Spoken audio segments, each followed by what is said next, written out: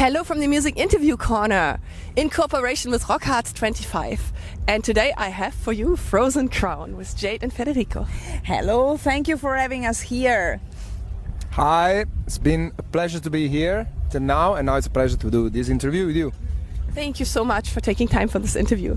How did it feel for you to play at ROCKHARZ today?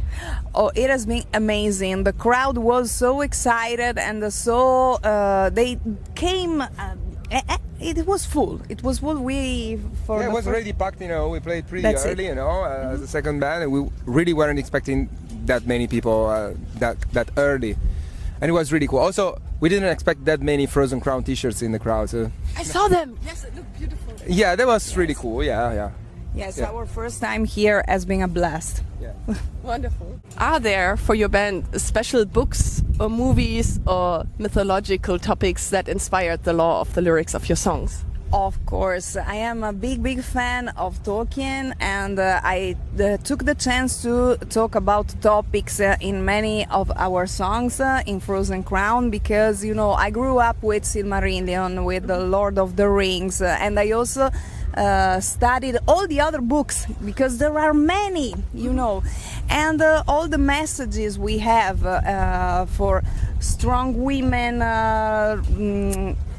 How can I say the messages of? I don't know. What do you want to say? I mean, it's always positive, I am a very nerdy fan of Tolkien, and when I have the chance to take inspiration, I take it, and it's hidden here and there in almost every song of Frozen Crown. I mean, the Shield Maiden is about Eowyn, right? Or mostly, mostly about her. But you also wrote song lyrics for a character from Game of Thrones, right?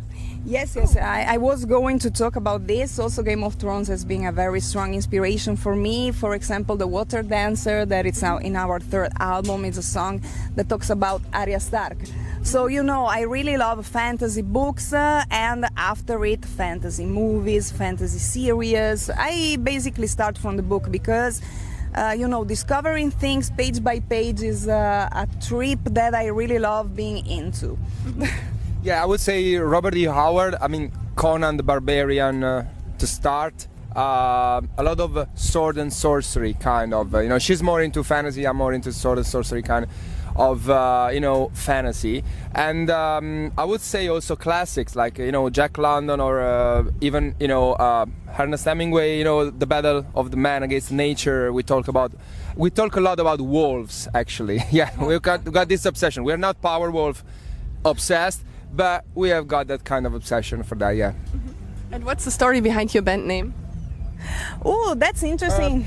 That was really funny because we were literally having fun with our Japanese label back then, and we were all the great heavy metal bands have got their name, which is made by two words like Iron Maiden, and I don't know, Blind Guardian, Judas Priest, and also we wanted something that could suggest power, strength, and something cold because we were writing songs that were inspired by Swedish death metal, Finnish death metal, but also power metal as well. So yeah, we wanted to suggest cold and power, strength. So we had a list of Frozen Sword, Frozen Shield. Then later a band with that name came out actually, and then we.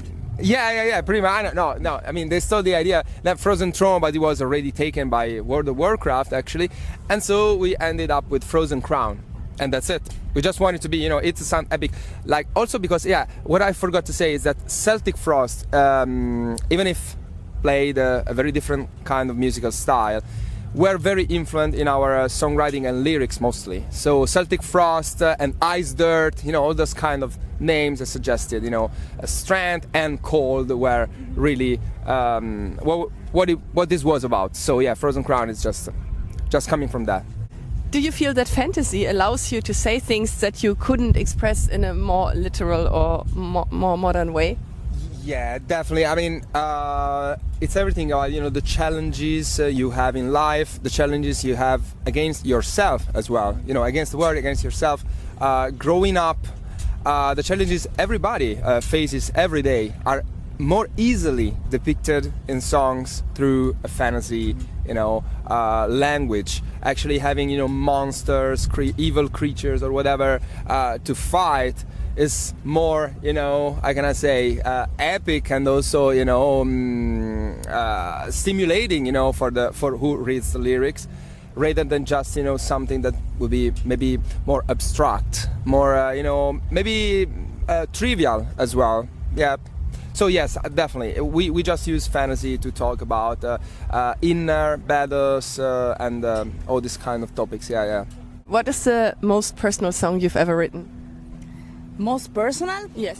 Song you ever written? Yeah. Oh, yes, in my opinion, it's Crown Eternal, because if you read it, it's somehow the sequel of the Shield Maiden, and it talks about the strength you have to have in life to face the everyday battles, because, everyone has. And it's something very personal, but what I want to communicate to who listens to the song is you have to be strong, because every one of us has a battle to face. Okay, so you can find the strength in yourself, and that's what I want to share with people that listen to our song. We are here, we share the same kind of life, the same destiny. Everything happens. We're here to share positive vibes and positive messages through our song. You can do it. Know what I mean? We like to be motivational. Yeah, just do it. Like said, who was that? Just Shia LaBeouf? No, sorry. Was it Tim Robbins? No, it was just do it. No, by the way, the most. It was also the Nike slogan from the. Yeah. But no, that's a totally different thing. I was talking about. Yeah. No, for me, the song is Ice Dragon. It's a song that came out from a lot of talks and discussions we had with a fan and a friend, which was called Robert. We met him in 2028, probably, on our very first tour around Europe. He made like 900 kilometers to come to see us, yeah. And the first day he came, he bought the whole merch. Then he came to every subsequent show, but also he became really obsessed with our songs and lyrics, and he was always writing to us very insightful, messages, not just, random fan. So basically we became friends. He had some inner demons he was dealing with. So basically after we talked, I decided to write this song because I wanted to cheer him up. I wanted somehow to help him. And also he was really obsessed with a song that was called Winterfall in the past. And so I put some parts and the same lyrics and his favorite lyrics of that song in this new song, Ice Dragon. This was meant to be a song for him to actually, try to make him feel better. But unfortunately, he didn't survive to actually listen to the song. So the song basically ended up on the album when he was not with us anymore. And this song, of course, is always have to have, a very important meaning, a special meaning, because it's going to remember us the importance of life and loving yourself and friendship and brotherhood and everything. Yeah. That's a beautiful story. Thank you. We also have to talk about your new album, ROCKHARZ. It's about hearts at war and inner conflict, what you just said. But what is it about? About survival and inner strength? What do you want the listener to take away from this album? Yeah, no, actually, it's not in contrast, for the simple reason that, we've always been very united as a band. The members, we are every single person that sees us from afar look at us and they think that we are a real family. Yeah, we have the uncle, the mom, the dad, the little kids, and Who is who in the band? Are you the dad or the uncle? I am. Cool uncle? I think I am the mom. You're the mom. Yeah. Yes. No, she's the mom. No, She's the you dad. are the mom. I am the cool aunt, Okay. and Iki is the cool uncle. And then we have the little the kids, and Niso, Yeah, we Alessia. have 3 kids of different ages. Yeah. Now we have got a new member. Yeah, Alexandra, which But is the she's first. in between. She's in between. Yeah. Teenager. She's the teenager she's the girl, teenager. but already really confident and everything, yeah. So basically with ROCKHARZ we wanted to express, first of all, the fact that we were united, also because it was the first album we were all together on it. Because in the past, Frozen Crown came out as a solo project at the beginning, and then she joined. So basically, we recorded all parts in the first 3 albums. Then we started adding other, the other members, maybe with solos. Of course, our drummer Niso has been a huge part of that in songwriting. But this 5th album was really, uniting the intent of 6 people, and also the fact that you are together to face difficulties and hard moments that life put you in front of. So ROCKHARZ was more of a tribute to Children of Bodom, actually. For the simple fact that when they came out and we were basically teens, they were really inspiring because they were really young, really raw and savage. They were playing really raw, exactly. Actually, we added a 3rd guitar to our sound to actually be able to play live without the heavy usage of backing tracks. So we like and we want to sound raw and with all the mistakes that came out from that, and real authentic. And we really felt that the songs we were writing were really inspired by that kind of attitude Children of Bodom used to have. So yes, that was more of a tribute, but actually the war part, if you want, is just ourselves against the odds of life. Yeah, and I also didn't mean like inner conflict within the band. I meant more like inner demons. But I love what you said. It was beautiful what you said about the family.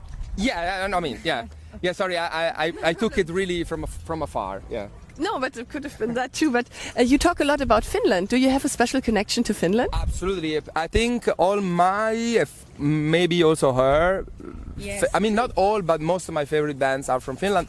The very first Sonata Arctica albums are really some of the best power metal I've ever heard. I am not a big listener of power metal, actually, to be honest, even if Frozen Crown are actually defined to be power metal band. And yes, Children of Bodom are for sure the most influential band in my life, in a way or another, yeah. For you? Aside from Children of Bodom and Sonata Arctica, for me, Stratovarius have been very important for my voice training. It's Timo Kotipelto is one of the first singers I started singing with. Wow. And then, I also went to Nightwish. So I started studying classical voice singing with Tarja. And then I also love the sentence a lot. Of course, this is another kind of voice, of use of the voice. But Finland has always been a big part of my listenings for different reasons. I'm very linked to. Me too. I actually lived in Finland before because I love it so much. Wow. You are advanced. Yeah, try to be. Do you want to learn Finnish swear words when you're on tour next time in Finland? It would be nice, because it's a very complex language. Yeah, do you know the word vittu? No. That's that's vittu. That's when you say it. When something like this happens, you can say vittu. It would be like katso. Katso? But I know that katso means more like dick and vittu means more like vajayjay. It's like on the other side of the body. So, but yes. Vittu, it's this V-I-T-T-U, vittu. If you say that on stage, vittu, perfect pronunciation. Vittu. If you say that on stage in Finland, the fans will laugh about it. Because if you're a foreigner, you can always say it. Great. Perfect. Thank you very much for this tip. Compared to your previous albums like Call of the North and Winterbane, ROCKHARZ feels more, I feel, heavier and more emotionally nuanced. How conscious are you of this shift? Or did it just happen while you were writing it? I think it was something natural because, we grew up together. We worked together a lot and it was something that took shape by itself. What do you think? Yeah, also, no, I would like to reply about the heavy part. Actually, in the past, in Winterbane and Call of the North, we every now and then experimented with sound, adding heavier guitars. We were adding lower tuners or maybe playing a part 1 octave lower, for example, thickening the sound, and actually using baritone guitars and stuff like that. After actually Call of the North, which is our 4th album, we really took the decision to actually include a 3rd guitar player, as I said before. So for that reason, I switched on a 7-string guitar. So basically there is the bass player, there's me, and there are the 2 female guitar players, Alexandra and Alessia. And that's meant, actually, and of course that's that became a part that in ROCKHARZ is really, you know, a staple. Like it's in every single song. So naturally, every song is naturally sounding heavier because there is a new layer, a thicker layer, and also lower frequencies, you know, going on. Yeah, yeah. Yeah, I really like that. Oh, thank you. And how long did it take for you to switch to the 7-string guitar? Oh, I mean, you know, in the studio, I've always been playing with different guitars, and yeah, especially baritone guitar, which has got a really thick strings. So basically, I'm used to pretty much everyone, and actually to none. I mean, I don't have a favorite kind of guitar, but live, I've always been very much at ease with a 6-string guitar, my Charvel, with which I made like the first 5 years of Frozen Crown, which was extremely comfortable and playable. The fact is that the 7-string is really huge, and I have small hands, as you can see, compared to the can. And Really compared to my hands. Yeah, yeah. Oh my God! Yeah, almost same size as mine. Yeah, I've got small. Shall you also compare? Yeah, the same. You too, with this. The same. Do you have? No, yours are even small. But you're true. You have very small hands for a guy. Yeah, I've got very small. You have good hands. Yeah. Yeah, small hands. So for me, it's really challenging. How can I say? But also really funny. Also, if you end up, I mean, playing all the same songs, you know, you get used to that, and that's fine. I'm not really playing amongst the hardest thing ever in Frozen Crown live songs in any way. I play the most challenging solos in the studio, so I don't have to play them again live, mostly. Yeah. No. So I feel fine and comfortable. Yeah. So now of course, I'm going to switch permanently on a 7-string guitar live, but of course in the studio I always like to use my 6-string guitar as well. Yeah. Cool. And now, shall we do some funny questions? My favorite question that I asked every band, almost every band, is what's the craziest thing you and your bandmates have ever done on tour? Oh my God. No, there are many of them. What's the You craziest can only thing? tell the stuff that won't get you to prison or in trouble. Yes. Oh, this is the typical question that it's, I mean, when something happens, you say, oh, I could talk about this in an interview. But then when you are doing the interview, nothing comes to your mind, you know. Yeah. I'm selecting. Oh, okay. So it's gonna get more and more exciting right now. Yes. Let me think about this. No, I wouldn't be able to actually. No. Okay, then we will think about and then we will. Maybe in the next interview you tell me. Or later at the end of the interview. Okay. I'm really boiling. Let me just select it. What is the craziest thing a fan has ever done during one of your concerts? Well, Craziest, funniest, weirdest? well, a lot, because you know we also happened to play in Japan 3 times, and they are really crazy in the sense that they are literally standing still, waiting for 24 hours. I mean, they are really doing crazy things, like bringing you as a gift your favorite thing ever, just because they heard about a small detail in a remote interview on some magazine, you know that they're really how can I say, affected. They really want to show their love and support. Also, they come at the show wearing the same wristwatch or shoes or whatever, and take photos together. You know, they have got this kind of relationship with us, and every time we go to Japan, we actually have to buy for extra baggage for the plane, because we are bringing back all the presents, and our house is literally filled with presents from Japanese people. But again, I think the fact Robert did, the guy I talked about you before, that he did 900 kilometers. I mean, 900 kilometers to me is something I'm not even doing to go back to my family in the southern Italy. So that was pretty cool, yeah.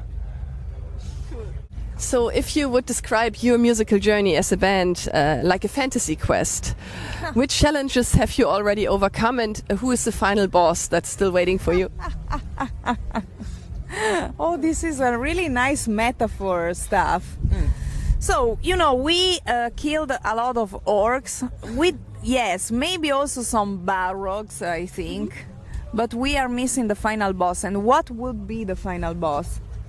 I know you are less. No, I have to be honest. Yes. To me, the final boss was, and we already defeated it, was our first headlining tour. In the sense that, of course, we are going to make many more headlining tours, more challenging ones, more, with biggest and biggest investments. But the first headlining tour to me has been like something that, I didn't sleep for 6 months probably during the whole preparation and stuff, because, we did a lot of tours, as a special guest for bands like, ROCKHARZ that are here today, by the way, Camelot, with UDO, his band, and a lot more. We played at many festivals. We played at Sabaton Cruise as well, just before Sabaton. But actually doing your own tour is the biggest challenge of them all, because of course you can literally expect 0 to 300 to 400 to 1,000 people. It's really, you don't know what you can expect, and you know that if nobody is going to come, you're going to lose a lot of money, and also the doors are going to be closed in the future for you as well. So that was the biggest challenge we ever faced. Now we knew that we did it. So I think the first book ended, and we defeated the final boss. Then there's going to be the second book, so part 2 of our journey, where, the typical part where, the final boss, the previous boss looked so, intimidating, but then, it was just a boss. Now there's the real boss, which is something else. I don't know, maybe a headlining tour worldwide, who knows? Yeah. I cross my fingers for you. Yeah. Do you want to add anything to that? Or did he say everything? No, he said everything. Yes, I totally agree, yes. I would say that Frank from ETM, our agent, is actually Gandalf for us. Oh, yeah. Yeah, because he's the oldest and wiser person. And would that make you Frodo? No, Frodo is actually our drummer, Niso, because it's literally a hobbit in everything. He also likes to go barefoot on the grass. Yes. And no, probably I'm more like... You look like Aragorn a bit. I look? Yeah. Oh, okay. You could be Aragorn. Okay, I could be Aragorn. Yeah, probably. Yes, you are wise, you handle everything, you have everything under control. Okay. This, I totally agree. Okay, yes, but yes. my favorite has always been Gimli, by the way. Oh yeah, then you should be him. Yeah, I love dwarves and axes and everything, yeah. Who would you be? So if we talk about the fellowship, I think myself like Legolas, because he does a lot of cool things, but the boss is Aragorn, is Gandalf. How can you say? Yeah, but she's definitely Eowyn, to be honest. I mean, Yes. she's a really strong woman that proved many times to be really strong, and she always make me think about that famous I am no man. Yes, no, I'm so flattered because, how can I say? This kind of things is wonderful when it's someone else that tells you. Yeah.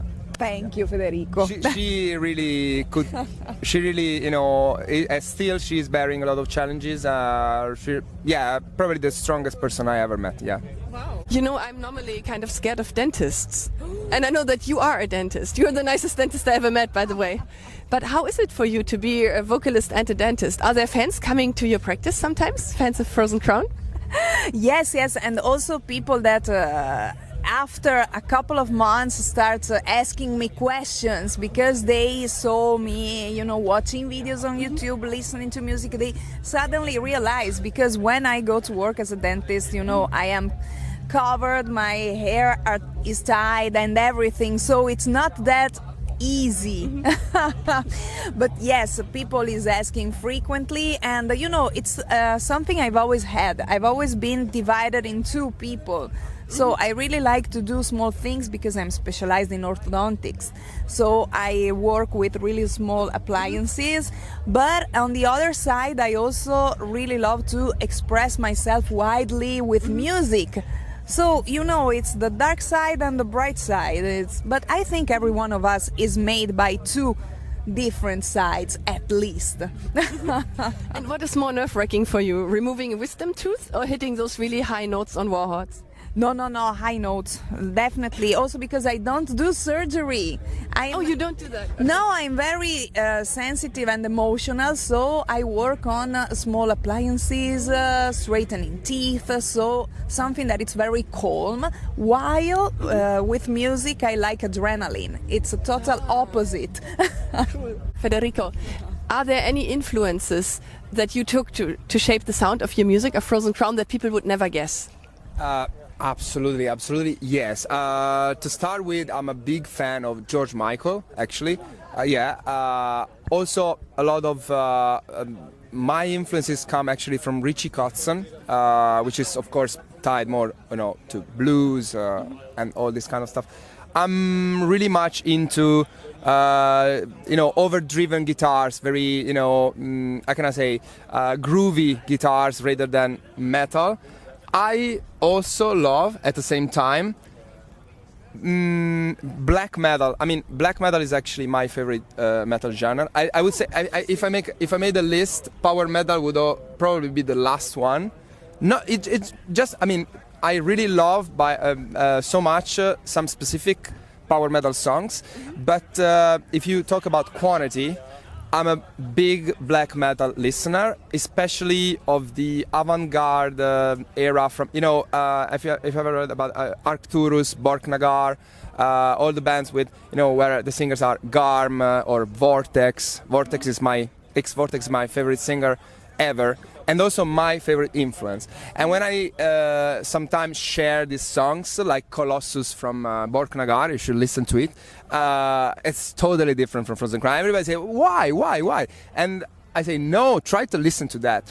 And I can explain. Also, for example, to me, Nemesis Divina by Satyricon is probably one of the best albums ever. And also, to speak about really different things, Black Market Music by Placebo, which is a rock band, is actually one of my biggest influences. And I think for example, from bands like Placebo, but also George Michael as well, I learned how to write that kind of small, short and effective choruses, vocal parts, vocal lines. I mean, I've always really, how can I say, being inspired by that sense of a square song. You have got a very well-defined intro, verse, pre-chorus, chorus, which is actually the pop structure, so to speak, But yeah, I learned to write songs from non-metal bands, to be honest. And then I can say I took the sound from the band, from the metal bands, yes. Oh, maybe one really funny question. If there was a zombie apocalypse right now, who in your band, which member of Frozen Crown would survive the longest? Or have the best chances to survive? And who would be eaten within the first 5 minutes? Of course, I think Ikki, our bass player, is going to be eaten the first. Not because he's probably the strongest in the band, but the problem is that he's always late. So while everybody is running, he is just going to take something in his bag or go to the bathroom one last time, and he's going to get bitten to death, unfortunately for him. I mean, he will, paradoxically, he will be the strongest, because he's the biggest guy in the band, it's very, imposing. So he would have the best chance to survive a fight with a zombie, but actually he's too slow, too, how can I say, when he never get in time, to appointments. So unfortunately he's going to get bitten. I think who would survive, I mean, it's not because it's me, but it would be me. It's you. Yes, but, I agree. No, but simply because focused. Yeah, no, I mean to say something very, very, I mean, also serious, so to speak. I'm a really a Spartan guy, in the sense that I don't need anything to survive in my life. Literally, I could stay in a 1 meter per 1 meter room, writing songs all day, drawing all day, writing all day. I don't need to go out to speak with people, to do things. I don't care about the things that interest to other people. Then I find myself, of course, always talking with people and everything, but I have no needs in my life. So I think I'm the one that would survive the most. Also, I'm a big fan of survival books, movies and everything. Of course, starting from the biggest survival book ever, which is Robinson Crusoe, of course. Yes, legendary. legendary. I know that by heart, so I would know how to build myself a shelter, how to build weapons, everything. Yeah. So you should stick with him if the zombie apocalypse happens. Oh yes, Absolutely. definitely. Also because I have some skills, like I could drive more or less any kind of mean, also trucks. great. Yes, I frequently drive the van for the band. Oh, you do that? Yes, I am not afraid, of shooting things. A lot of male things, aggressive things, I really love to do. But I'm panicking frequently. So he is the wise mind in this zombie apocalypse. Yeah, I'm really focused. I have to say I'm really focused. Yeah, I forgot to mention my favorite book ever, probably, which is I don't know the actual title in English, but it would translate like voluntary outcast. Yeah. No, castaway. Not outcast. Castaway. Castaway is that one that falls down from a ship, right? Yes, that's it. Yes. Okay. So basically, this is this doctor called Bombard, a French man. This is a real story, actually, that tried to experiment how it was to be castaway, and to see if he could actually eat and drink from only the things that sea was providing. So this is extremely interesting. I was talking with you just last day. It's one of my favorite books ever. I read as a kid, and I always prayed for the world to end, so I could try to survive by drinking water, by how can I say, squeezing fish or whatever, or eating plankton with I'm really a big fan of surviving techniques. Fascinating. I think if you two stick together, you could easily survive a zombie apocalypse. Yeah, exactly. Yeah. Yes, it could be. It could be. I see myself like in Okuto no Ken. Environment. Yes, environment with mohawk and stuff. Yes, But yes. with this hat, you're perfect for a zombie apocalypse, actually. Yes. He Perfect. looks like a general already. I'm ready. Perfect. Yeah. And would you like to say something to your fans before we end this interview? Thank you very much for everything, for your support. That's the most important thing for us through the years. How can I say, you are everything to us.